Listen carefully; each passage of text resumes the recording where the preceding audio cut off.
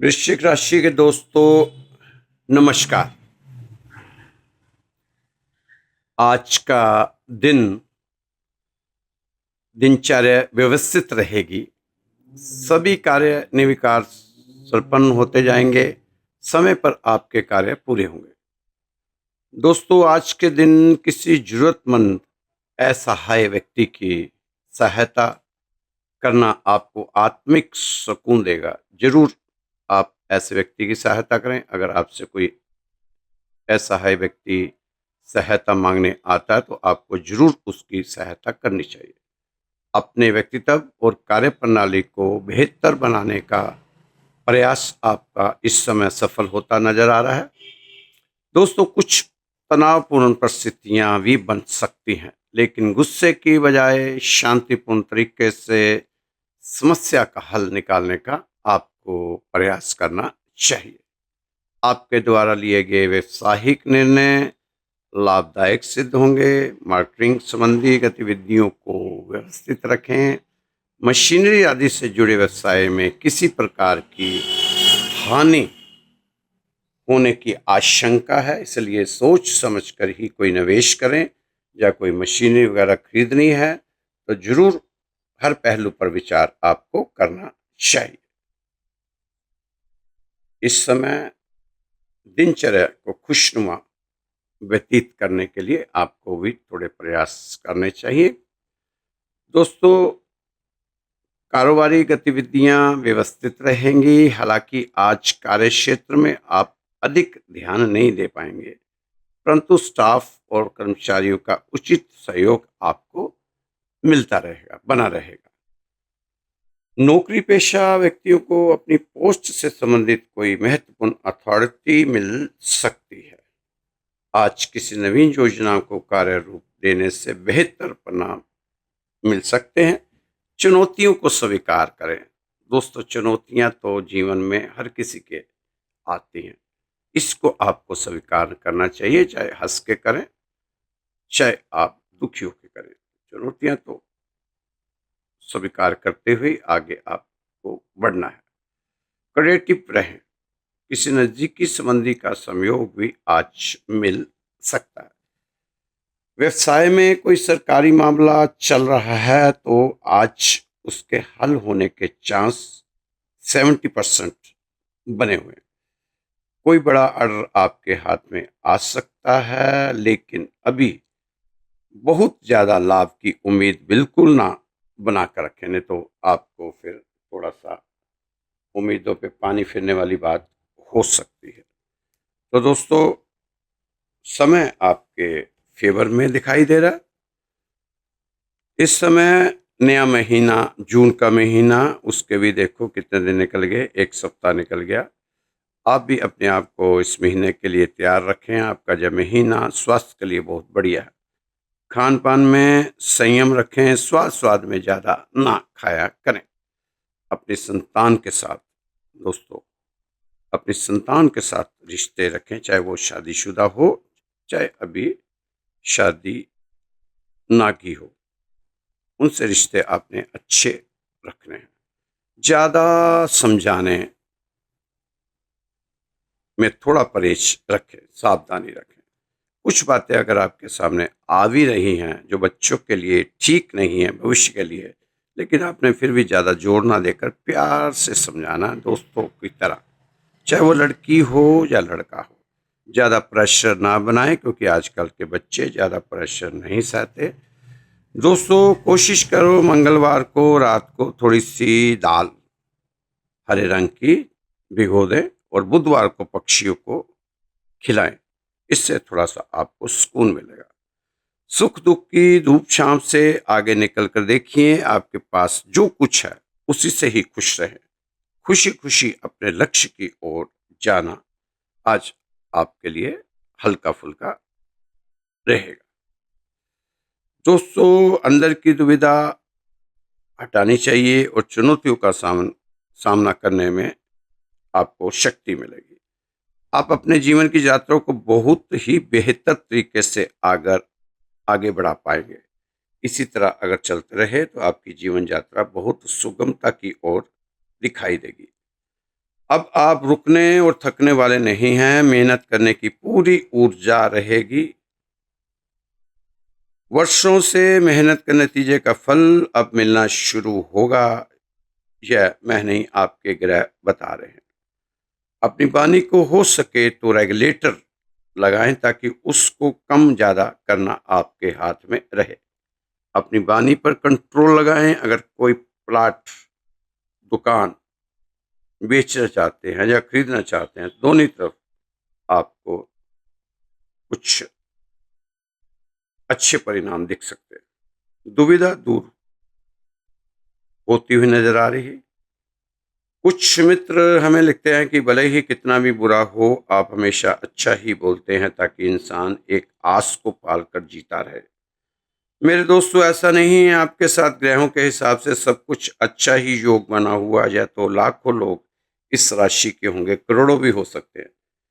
कई मेरे दोस्तों ने हमें बताया कि अब हम थोड़ा सुकून महसूस कर रहे हैं, फायदा नहीं हुआ तो नुकसान नहीं हुआ। पहले तो सामने कुछ नजर नहीं आ रहा था, अब लगता है कि हमारी यात्रा सही दिशा की ओर चल रही है। कुछ हमारे काबिल दोस्त अपने आप को मैनेज नहीं कर पा रहे। उन दोस्तों के लिए मेरी यही राय है कि इतना रुके, थोड़ा सा और रुक जाएं, थोड़ा सा इंतजार कर लें। इतना इंतजार किया तो ज़्यादा जल्दीबाजी की क्यों जरूरत है आपको। दोस्तों, अपने हृदय की दुर्बलता को त्याग करके खड़े हो जाओ। अपनी किस्मत को मत कोसो, अपने ग्रहों को मत कोसो। ये मंगल शनि के चक्कर में से बाहर आ जाओ। अब तो आपकी शनि की ढैया भी खत्म हो चुकी, बहाना खत्म हो चुका शनि की ढैया का। अब तो खड़े हो जाओ, अब तो बाहर आ जाओ। अपनी किस्मत को मत कोसो, भाग्यों को मत कोसो, ग्रहों को मत कोसो, किसी को मत कोसो। कोसना है तो अपने आलस को कोसो। खड़े हो जाओ, बहुत आलस हो गया। आलस करने में आलस करो, काम करने का रीजन ढूंढें। लोग ठोकर खाते हैं तो आप देखते हैं, ठहरे हुए नहीं देख सकते। तो आपको ठोकर खाते हुए आगे बढ़ना है। आपके कुछ, मैं समझता हूँ आपके पास कुछ नहीं है। आपके कहने से आप कहेंगे मैं आपके पास कुछ नहीं है, तो कॉन्फिडेंस तो है ही, आत्मविश्वास तो है ही, अपने पे भरोसा तो है ही। बस उसी भरोसे के दम पर आप आगे बढ़े। मैं ये सवाल मैं नहीं खड़ा कर पा रहा हूँ, बाकी ये खुद अपने पैरों पर अच्छी तरह खड़े होने की इस समय जरूरत है। दोस्तों, हम बुझते हुए चिराग हैं, पर अंधेरों को खौफ हम ही से है। हम बुझते हुए चिराग जरूर हैं, लेकिन अंधेरों को खौफ हम ही से है। शतरंज की चाल का जवाब कुश्तियां करके दे रहे हो, ऐसा ना करो। शतरंज का जवाब शतरंज के तरीके से दो। दोस्तों, इस समय अपने गुस्से को कंट्रोल करना है। गुस्से को कंट्रोल करके आगे बढ़ना है। गुस्से में आओ तो अपने अंदर बैठे उस शैतान से दुश्मनी शुरू कर दो। अगर गुस्से में आओ तो अपने अंदर बैठे उस शैतान से दुश्मनी शुरू कर दो। इसलिए आपने गुस्सा ज़्यादा नहीं करना। एक छोटी सी कहानी आपको सुनाता हूँ कि भगवान जो करता है अच्छा ही करता है। ये बचपन से सुनते आ रहे हैं कहानी, पर कहानी ने रूप रूप बदल लिए, करेक्टर बदल लिए, तो पर कहानी वहीं की वहीं, वैसी की वैसी आज भी दोहराते जा रहे हैं। एक राजा का सेनापति बहुत ही आध्यात्मिक था, आपकी तरह। जैसे वृश्चिक राशि वाले काफ़ी अध्यात्म की तरफ जा रहे हैं आजकल। बहुत ज्ञान की बातें मैसेज में लिखते हैं, अच्छी अच्छी बातें उनसे सीखने को मिल रही हैं हमें आजकल। तो एक राज्य का सेनापति बहुत आध्यात्मिक था। सब कुछ भगवान की कृपा से ही हो रहा है, और जो हो रहा है वो बढ़िया ही हो रहा है। हमेशा बस उसके दिमाग में यही था कि जो हो रहा है बढ़िया हो रहा है। भगवान कभी किसी का बुरा करता नहीं है, ये तो सच है। भगवान क्यों किसी का बुरा करेगा भगवान। वो ऐसे था कि उसके साथ कुछ भी हो जाए तो यही कहता कि ईश्वर तेरी मेहरबानी, बहुत बढ़िया हो गया, बहुत बढ़िया हो गया, बहुत बढ़िया हो गया। 3 बार कहता था बहुत बढ़िया हो गया, बहुत बढ़िया हो गया, बहुत बढ़िया। बस यही उसकी रटी रटाई बातें थी। एक बार राजा ने उससे कहा कि तुम हर बात पर बढ़िया हो गया, बढ़िया हो गया, बढ़िया हो गया रटते रहते हो। तुम मेरे दोस्त हो, लेकिन कुछ तो ऐसा होता ही होगा ईश्वर द्वारा जो बढ़िया नहीं होता होगा। वो बोला, जो होता है ईश्वर की कृपा से बढ़िया ही होता है, बढ़िया ही होता है, बढ़िया ही होता है। ऐसे थोड़े ही दिन बीते होंगे। राजा बोला, चलो बढ़िया ही होता होगा भैया, तू कह रहा तो बढ़िया ही होता होगा, बढ़िया ही होता होगा, तो मैं भी कह देता हूँ। एक दिन राजा अपनी तलवार साफ कर रहा था। यह भी राजा के पास ही बैठा हुआ था, गपशप चल रही थी और राजा अपनी तलवार को चमका रहा था। एकदम से अचानक राजा का ध्यान हटा, तलवार से अंगूठा कट गया, खून की धार बह गई। अंगूठा जमीन पर पड़ा था, खून निकल रहा था। सैनिक भागते आए। ये सेनापति बोला, ईश्वर की कृपा से बहुत बढ़िया हो गया, बहुत बढ़िया हो गया, बहुत बढ़िया हो गया। राजा दर्द से कर्रा रहा था, तड़फ रहा था और ये कहता जा रहा था, बहुत बढ़िया हो गया, बहुत बढ़िया हो गया, बहुत बढ़िया हो गया। राजा को इतना गुस्सा आया कि पागल हो गया क्या, जेल में डालो। मैं दर्द से करा रहा हूँ, अंगूठा मेरा फर्श पे पड़ा है, खून निकलता जा रहा है, तू करा बढ़िया हो गया, बढ़िया हो गया, बढ़िया हो गया। सैनिकों ने जेल में बंद कर दिया। वहां जेल के अंदर जाते ही कहता, बहुत बढ़िया हो गया, बहुत बढ़िया हो गया, बहुत बढ़िया हो गया। सैनिक कहते, पागल हो गया, मेंटल हो गया, मेंटल। जी सेनापति, क्या बढ़िया हो गया, जेल में सड़ेगा तू, अब पता नहीं कब निकलेगा, नहीं निकलेगा। बहुत बढ़िया हो गया, बहुत बढ़िया हो गया, बहुत बढ़िया। कुछ महीने के बाद राजा शिकार खेलने गया, रास्ता भटक गया और वहां आदिवासियों ने उसे घेर लिया। उनके हत्थे चढ़ गया राजा, कैद कर लिया गया। सुबह देवी पर बलि के लिए जाया गया। जैसे ही बलि देनी चाहिए तो देखा एक अंगूठा तो राजा का कटा हुआ है। तो किसी का अंग भंग हो तो वह स्वीकार नहीं होती, तो इसकी जान बख्श के राजा को छोड़ दिया गया। राजा वापस महल में आया। आते साथ सबसे पहले उसने क्या किया, अपने उसी दोस्त को, सेनापति को जेल से बाहर निकलवाया और कहा, आज जान बच गई। राजा ने पूरी अपनी कहानी सुनाई और ये सेनापति बोलता, बहुत बढ़िया हो गया, बहुत बढ़िया हो गया, बहुत बढ़िया हो गया। राजा ने कहा, चलो ये तो बढ़िया हो गया, ये तो मैं भी जानता हूँ, बढ़िया हो गया, बढ़िया हो गया, बढ़िया हो गया। पर तू 1 साल जेल में सड़ता रहा, वो कैसे बढ़िया हो गया, वो मुझे बता। 1 साल तू जेल में सड़ा, जेल की रोटियां खाई, वो कैसे बढ़िया हो गया, उस पर भी तो थोड़ी रोशनी डाल। तो कहता, महाराज सुनो मेरी बात। हम जब भी जाते थे शिकार खेलने, एक ही घोड़े पे जाते थे। मैं घोड़ा चलाना आता नहीं मेरे को, आपके पीछे बैठ जाता था, घोड़ा आप चलाते थे। तो अगर आज आपकी जगह मैं होता तो मैं तो पूरा था, मेरा तो कोई अंग कटा नहीं हुआ था, तो मेरी तो आज बलि हो गई थी। क्योंकि जब उन्होंने देखना था कि आपका अंगूठा कटा हुआ तो उन्होंने मेरे को पकड़ना था, मेरे सारे अंगूठे अंगूठे पूरे थे, तो फिर बलि किसकी चढ़ती, मेरी चढ़ती। तो आज दो दो लोग बलि से बचे हैं, मैं भी बचा हूं और आप भी बचे हैं। तो इसलिए बहुत बढ़िया हो गया, बहुत बढ़िया हो गया, बहुत बढ़िया हो गया, सब बढ़िया हो गया। तो दोस्तों, भगवान जो करता है अच्छा करता है, अच्छे के लिए करता है। तो आप भी जो भगवान कर रहा है, बेहतरीन कर रहा है, अभी अच्छा हो रहा है, आगे जाकर भी अच्छा ही हो। भगवान की जो भी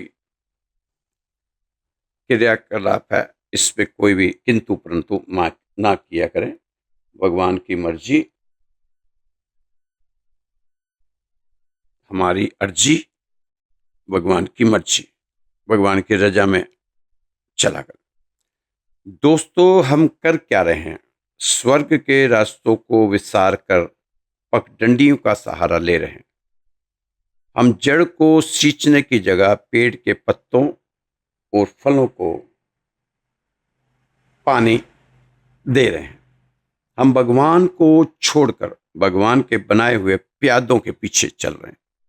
भगवान के प्यादे आज जो आपको जगह जगह दिख रहे हैं, मठ, जगह जगह बाबों के अड्डे, हम वहां भगवान को छोड़कर वहां पड़े हैं उनके चरणों में। उनके तलवे चाट रहे हैं, लेकिन घर में माँ बाप हमारे जो भगवान बैठे हैं उनको हम पूछ नहीं रहे। तो दोस्तों, मनुष्य आज तक भय को आधार बनाकर जिया है। इससे ऐसा हुआ है कि जीवन नर्क जैसा लगने लगा है। भय नर्क का द्वार है। प्रेम अगर स्वर्ग का द्वार है तो भय नर्क का द्वार है। समाज की, राज्य की सारी व्यवस्था भय प्रेरित है। हमने डरा कर लोगों को अपना बनाने की कोशिश की है और डर से बड़ी कोई बुराई नहीं। जहर देने से कोई व्यक्ति क्या जिंदा हुआ है? जहर से तो सिर्फ मारा ही जा सकता है।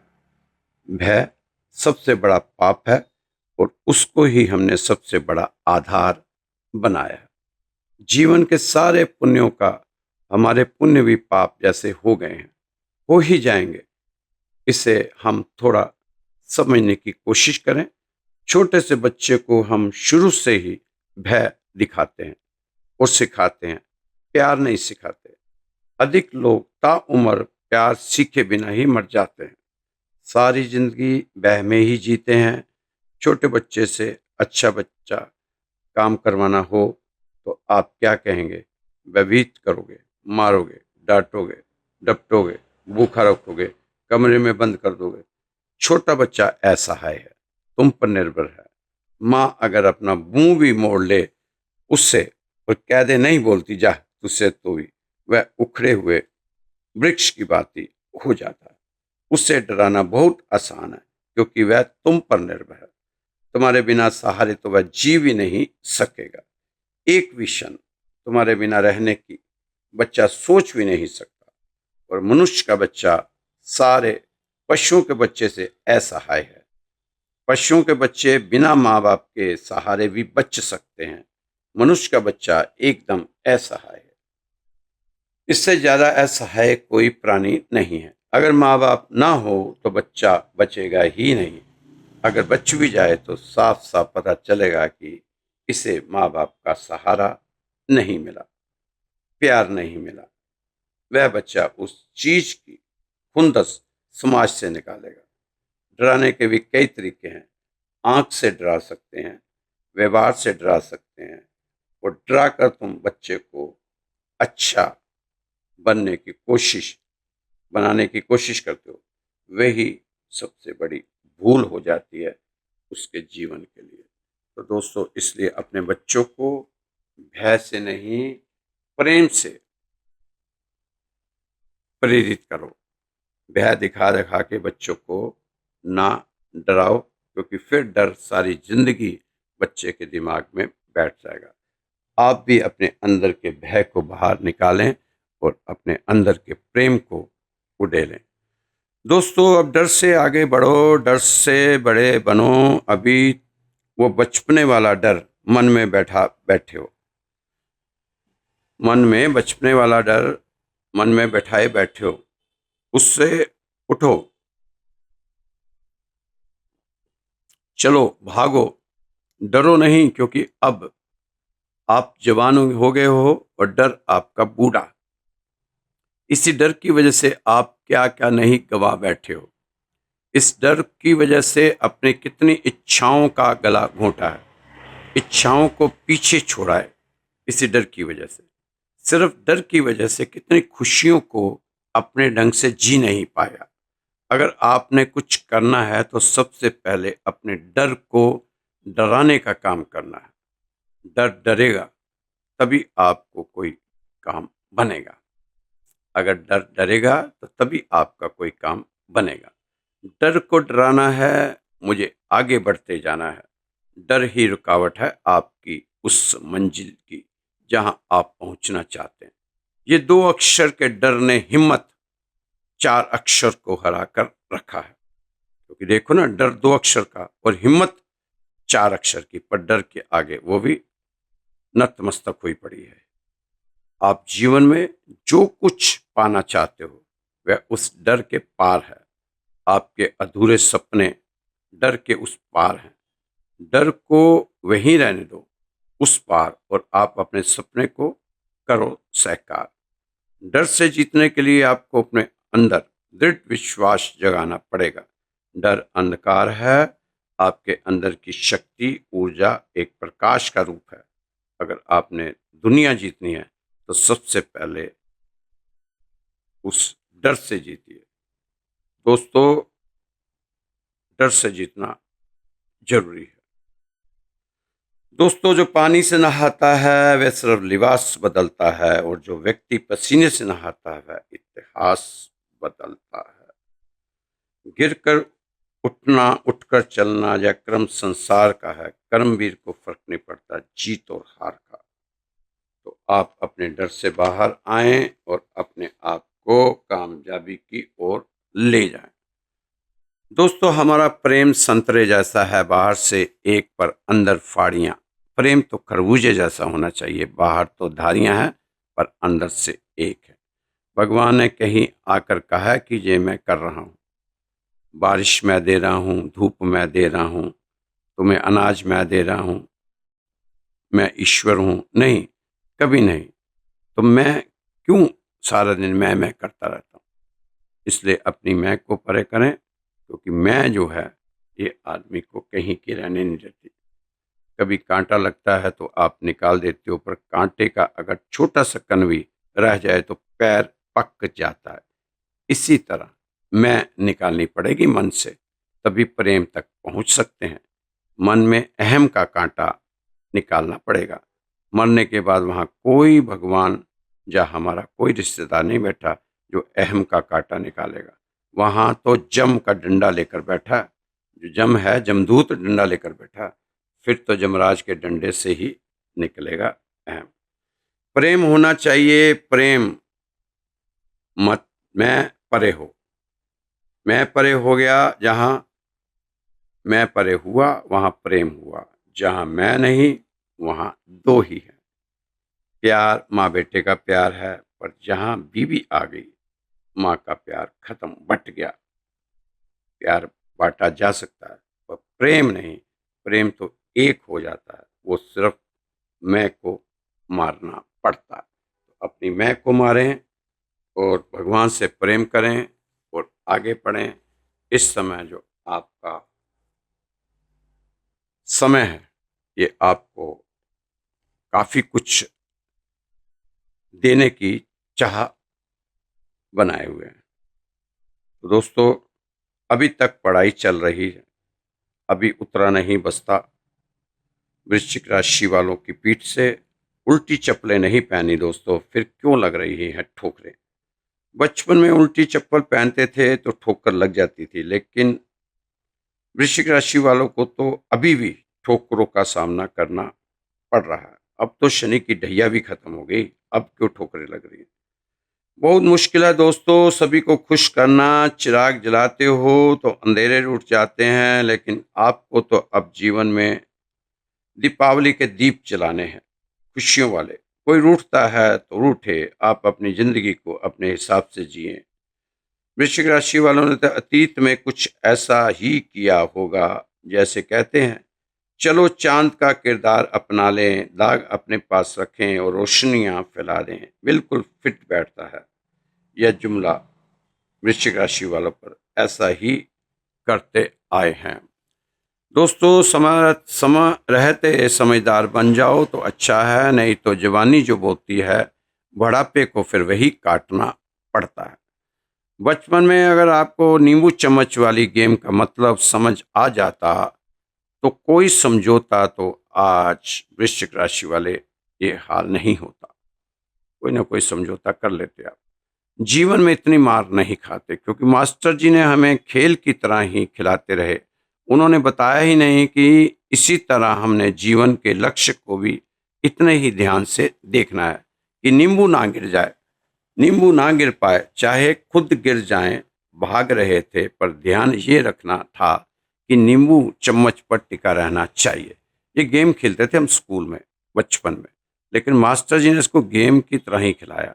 अगर इसमें से सबक सिखाया होता तो आज हम बच जाते। अगर हम भागते भागते फर्स्ट आ भी गए, पर नींबू चम्मच पर नहीं था, तो क्या हम जीते? नहीं दोस्तों, हम रेस हार गए। फर्स्ट आ गए पर फिर भी हार हुई, क्योंकि रेस का नियम था कि नींबू चम्मच से गिरना नहीं चाहिए। नींबू कौन सा है? ये हमारे मन की खुशी, जीवन में भाग रहे हैं, भाग रहे हैं, भाग रहे हैं, भाग रहे हैं, भाग रहे हैं, आगे-आगे भाग रहे हैं, पर नज़र कुछ नहीं आ रहा, पर भाग रहे हैं। बहुत सारे काम करने हैं और बहुत कुछ करना है, लेकिन सब कुछ करते हुए हमें ये ध्यान भी करना है कि अगर सब कुछ मिल भी गया, सारे काम हो भी गए, जीवन में फर्स्ट आ भी गए, लेकिन नींबू गिर गया, मतलब मन की खुशियाँ ही छिन गई। मन की खुशियाँ कहाँ से आती है? अपनों के साथ आगे बढ़ते हुए। लेकिन वृश्चिक राशि वाले को तो अपने ही क्या, पराए क्या, सभी साथ छोड़ गए थे जब बुरा वक़्त आया था। अब खुशियाँ भी आएँगी, तो मज़ा भी आएगा। जीवन में जो पहले था, लोगों को खुश करते रहते थे, अपनी खुशियाँ खो बैठे। अब अपने आप को खुश करो, ये ज़िम्मेवारी किसी और को ना दो। अपनी खुशी की ज़िम्मेवारी आपको अपने पास रखनी चाहिए। आप खुश हो गए तो तभी आपको आगे अच्छे-अच्छे खुशियों के संदेश मिलेंगे। तो दोस्तों, खुश रहने के लिए कभी-कभी हँसी-मज़ाक भी कर लिया करो। अब कई बार इस राशि में हम ऐसी बातें करते हैं, थोड़ा-सा मज़ाक वाली, लोग कहते हैं राशि में ये चीज़ थोड़ा होनी चाहिए। क्या राशि में सिर्फ रोना-पिटना होना चाहिए क्या? रोते रहो, मेरा ग्रह खराब है, मेरा शनि खराब है, मेरा मंगल खराब है, मेरा राहु ये हो गया, मेरा केतु हो गया, 10वां घर चौथे को देख रहा, चौथा घर 7वें को देख रहा, तीसरा घर 9वें को देख रहा। अरे भैया, थोड़ा हँस-खेल भी लिया करो। दाम्पत्य जीवन में इस समय थोड़ा-सा आप हँसी-मज़ाक का भी बात किया करो। ज़्यादा अभी बताया आपको, मैं को परे करो, प्रेम करो, प्रेम, प्रेम। अब एक पति ने कहा पत्नी से, क्या खाती है? हर वक़्त लड़ती रहती है, लड़ती रहती है। जब देखो लड़ती रहती है, क्या खाती है तू? पत्नी बोली कि मैं च्यवनप्राश खाती हूँ, क्योंकि उसके डिब्बे पर लिखा हुआ होता है कि बीमारियों से लड़ने की क्षमता बढ़ती है। अरे बीमारी से लड़, मेरे साथ क्यों लड़ती है? अरे तुमसे बड़ी बीमारी क्या हो सकती है? ये पति-पत्नी आपस में मज़ाक भी कर लिया करें कभी-कभी। यही नहीं है कि सब तू अपनी कमियाँ उसके कंधे पे, वो अपनी कमियाँ तेरे कारण ही मैं हुआ, तेरे कारण मैं हुआ। ना, ऐसे मत किया करो, थोड़ा हँसी-मज़ाक भी करो। पत्नी डॉक्टर के पास गई, डॉक्टर बोले कि तुम्हें कोई पुरानी बीमारी लगी हुई है, जो तुम्हें अंदर ही अंदर खाती जा रही है।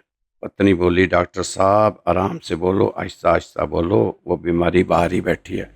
क्योंकि पति लेके गया था डॉक्टर के पास। आजकल तो पत्नियों को बीमारी कहते हैं, कभी पति पत्नी को बीमारी कहता है। पर ये नहीं पता कि ये पहिए गाड़ी के 2 पहिए हैं, इनसे ही आपने जीवन यात्रा को स्वर्ग की ओर लेके जाना है। अगर आप चाहेंगे तो स्वर्ग बन जाएगा, आप चाहेंगे तो परिवार नर्क बन जाएगा। आपने तो जी लिया जो जीना था, अब बच्चों के लिए आपने एकजुट होकर रहना है। लड़की मंदिर में आकर, भगवान जी मैंने शादी नहीं करवानी। भगवान की मूर्ति के आकर कह रही है, भगवान जी मैंने शादी नहीं करवानी, मैं शादी नहीं करवाना, मैं पढ़ी लिखी हूँ, मेरे में एनर्जी है, मैंने कामयाबी की बुलंदियों को छूना है, घर वाले मेरे पीछे लगे हैं मेरी शादी करवाने के लिए।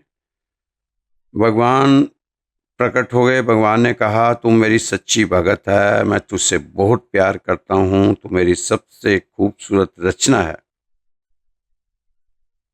तुझे आसमान की बुलंदियों को छूना है, पर उसमें कुछ गलतियां भी तो होंगी। जब तू काम करेगी कुछ गलतियां भी तो होंगी। कहती हाँ, गलतियां तो होंगी। फिर उस गलतियों का ठीकरा फोड़ने के लिए तुझे पति की जरूरत है। पति की अहमियत को समझ।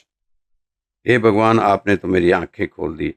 हाँ हाँ, मैं शादी करवाने के लिए राजी हूँ। तो दोस्तों, ऐसे ऐसे तो किस्से लोग मंदिर में लेके जाते हैं। एक बाबा आए हुए थे, बाबा कहते कि जिसने स्वर्ग जाना है वो हाथ खड़ा करो। ये पति पत्नी के किस्से चल रहे हैं, जो पति पत्नी मेरे को लोग यहाँ के बजाते हैं।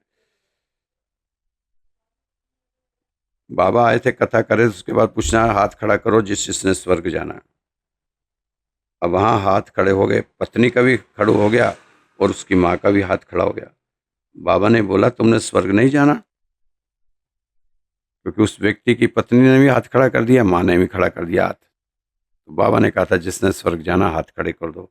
पति ने नहीं किया, बेटे ने नहीं किया, तो तुमने स्वर्ग नहीं जाना? कहता, महाराज अगर ये दोनों ही स्वर्ग चलेगी तो मेरा तो धरती पर ही स्वर्ग हो गया। इतना दुखी हैं लोग, इतना दुखी हैं। पहले चुटकुले बनते थे कंजूसों पे, इधर उधर के, पर आज पति और पत्नी पर ज़्यादा चुटकुले बनते हैं, क्योंकि हालात ऐसे हो गए। दाम्पत्य जीवन का ये हाल कर दिया कि ज़्यादा से ज़्यादा चुटकुले आज पति और पत्नी पे बनने शुरू हो गए। पति बोला कि मैं घूमने जा रहा हूँ, पत्नी बोली कि इंडिया जाएं तो साड़ी भेजना, फ्रांस जाओ तो परफ्यूम लेके आना, दुबई जाओ तो सोने के कंगन भेजना। पति बोला, अगर मैं नर्क जाऊं तो वहां से अपनी वीडियो बनाकर भेजना, मैं देखूं कि वहां कितना तंग हो रहे हो, मुझे यहाँ तंग करने वाले। तो दोस्तों, जो ऐसे जाना चाहता है तो जरूर वहाँ वीडियो वीडियो बना के भेज देना। आपस में तुम्हारा अपना पर्सनल मामला है, हमें इससे कोई लेना देना नहीं है। बस हम तो यही चाहते हैं कि दाम्पत्य जीवन में सुख में बना के रखो, खुशहाली लाओ, अपने लिए ना सही अपने बच्चों के लिए, उनके भविष्य के बारे में सोचो। जब आप आपस में दोनों तू मैं करते हैं तो बच्चों पे बहुत बुरा असर होता है, और घर में जो जितनी नेगेटिव चीज़ें हैं ना, वो फिर आती हैं, वो समझते हैं इनके घर में ही चलो, यहाँ पर मज़ा आता है। वो फिर लड़ाई लड़ाई देखनी फिर बसती जाती है, फिर वो उकसाती हैं तुम्हें, लड़ो लड़ो लड़ो लड़ो। तो इसलिए जितना घर में क्लेश रहेगा, आप देखना वहाँ बीमारी आएगी, पैसा नहीं टिकेगा, बरकत नहीं होगी। इसलिए पति पत्नी को चाहिए, एक तो रोज पूजा पाठ इकट्ठे करो। कभी एक आप जूत जला लो, कभी पत्नी जला ले, कभी पति जला ले। जिस घर में पूजा पाठ सामूहिक रूप से होता है, जिस घर में खाना सब परिवार के बैठ के इकट्ठा खाते हैं, और जिस घर में इकट्ठे बैठ के पूजा करते हैं, उस घर में किसी चीज़ की कमी हो ही नहीं सकती। उस घर में नेगेटिव चीज़ आ ही नहीं सकती। उस घर में दरिद्रता आ ही नहीं सकती। जहाँ पर पूजा पाठ परिवार के मेंबर इकट्ठे करते हों, और जहाँ परिवार के मेंबर बैठ के खाना इकट्ठे खाते हों, उस परिवार में कभी कुछ कमी नहीं होगी। दोस्तों, आदमी कहते हैं कि मेरा मन साफ है, मैं क्यों पूजा करूं, मैं क्यों मंदिर जाऊं। उनसे पूछो कि क्या सीता, मीरा, राधा, राम जी, कृष्ण जी, कबीर जी, रहीम जी, नानक जी, इनका मन साफ नहीं था? तो ये क्यों करते थे, नाम जपते थे, ये पूजा क्यों नहीं करते थे, जोगी जैसा जीवन जीते थे?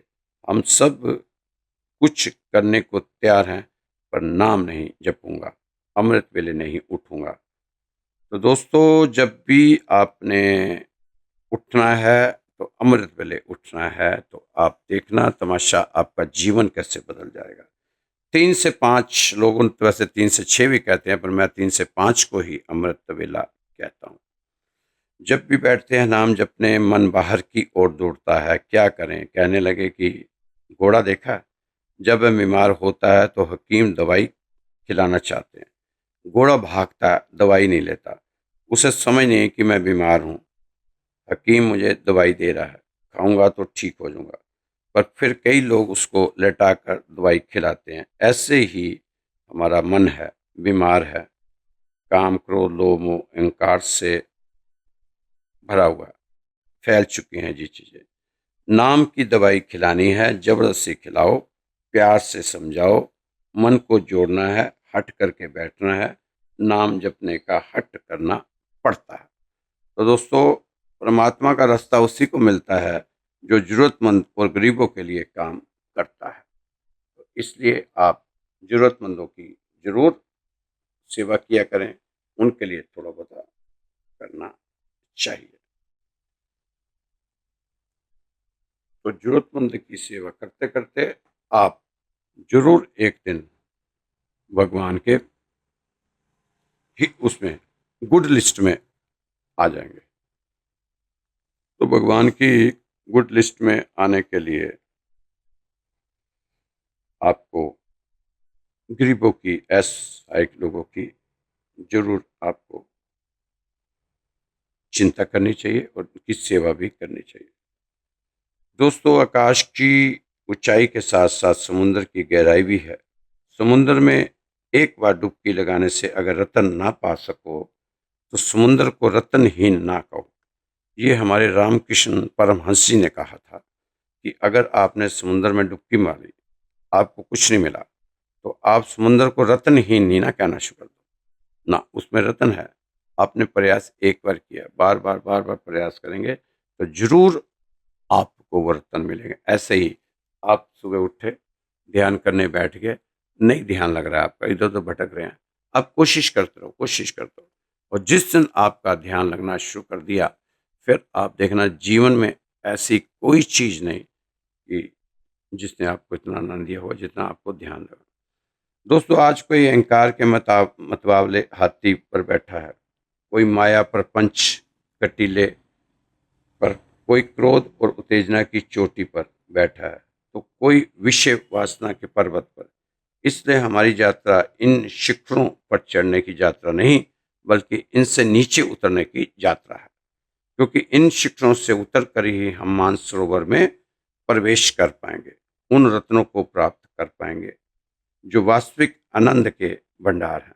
लेकिन आज सबसे बड़ी मुश्किल यह है कि हम इन शिखरों से नीचे उतरना ही नहीं चाहते। हम इन विकारों के इतने आदी हो गए हैं, अब ये हमारा स्वभाव बन गए हैं, हमारे अंतःकरण में बस चुके हैं। किंतु भक्ति इन विकारों से परे की अवस्था है, जिसमें मन के भीतर ईर्ष्या, द्वेष, हिंसा, क्रोध जैसे विकारों का वास है। वहां ईश्वर कैसे आ सकता है? आधार बना लें ईश्वर को, वह ढाल स्वयं बन जाएगा। रण लड़ने को उद्यत हो जा, वह तुझसे विजय बनाएगा। दोस्तों, आप अपने आप को भगवान के अधीन कर दो और ईश्वर को आधार बना लो। फिर आप देखना, जो क्रोध, काम, लोभ, मोह, अहंकार, ईर्ष्या, द्वेष, ये आपसे कितने दूर भागते हुए नजर आएंगे। और फिर तब आप अपने जीवन को कितने अच्छे से जी पाएंगे। आप खुद ही महसूस करेंगे कि मेरा जीवन तो अब पहले से बहुत बढ़िया हो गया। दोस्तों, आप किसी पर भी विश्वास मत करो। मैं नहीं कहता कि किसी पे विश्वास करो, आप किसी पे विश्वास मत करो, सिर्फ अपने पर विश्वास करो। अपने विश्वास को डिगने मत देना। अब समय बढ़िया रहने वाला है। सूरज आपके लिए बहुत अच्छे हैं। आप सूरज से कुछ न कुछ वरदान पा सकते हो। सूरज को जल चढ़ाते रहो, उपासना करते रहो। सूरज के जल चढ़ाना, उसकी उपासना करना, बीज मंत्र के पाठ करना, वो आपके लिए बहुत अच्छे फल देंगे।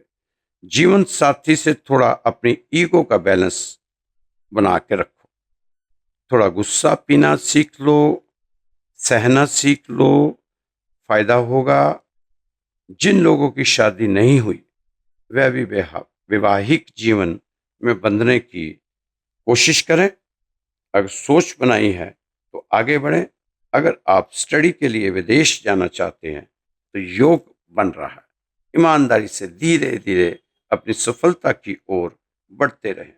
अपना ध्यान अपने लक्ष्य पर रहे। किसी भी चीज में तेजी नहीं दिखाना, आपको उतावलापन नहीं दिखाना, जल्दबाजी नहीं दिखानी।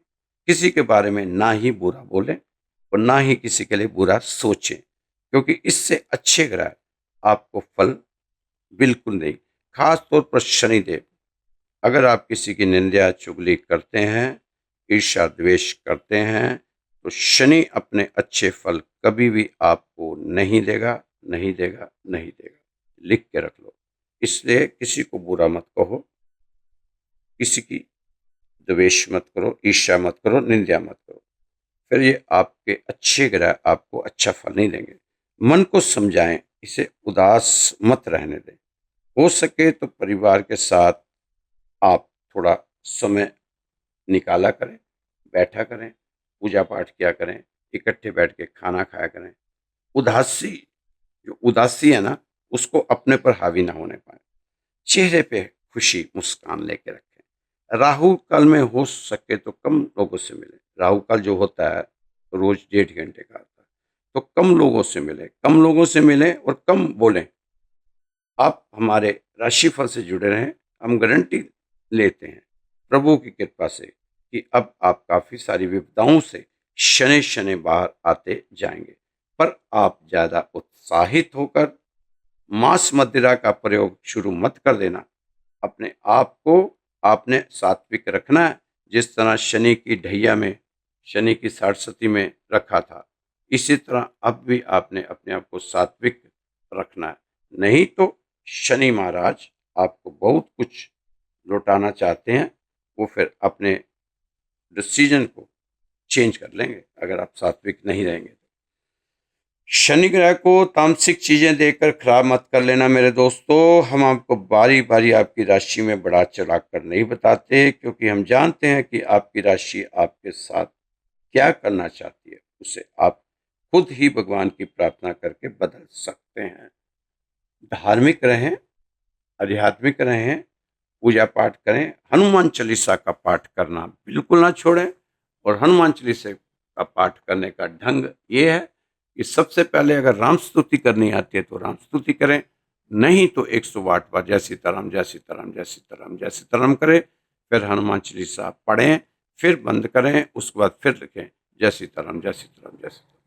तो ये वाला हनुमान चालीसा पढ़ने का तरीका आप करेंगे तो जरूर उसका आपको फल मिलेगा। क्योंकि हनुमान चालीसा में आपने देखा होगा आता है, रामचरित सुनवे को रसिया। तो हनुमान जी को राम जी का चरित्र सुनने में बहुत रस आता है। जब हनुमान जी को रस आएगा तो फिर उस समय हम उनसे जो भी वरदान लेना चाहेंगे हमें मिलता चला जाएगा। दोस्तों, जो श्री राधे श्याम मंदिर का चैनल है, उसी मंदिर के द्वारा ही आपको आपका राशिफल बताया जाता है। तो दोस्तों, अगर आपने कोई सलाह देनी हो, सलाह लेनी हो, तो आदान-प्रदान कुछ करना हो, तो आप मेरे व्हाट्सएप नंबर पे मुझसे संपर्क कर सकते हैं। मेरा नंबर है 9315336907। ये मेरा व्हाट्सएप नंबर है। मैं हो सकता है कि जब आप कॉल करो मैं ना उठा पाऊँ, क्योंकि मैं रिकॉर्डिंग कर रहा होता हूँ।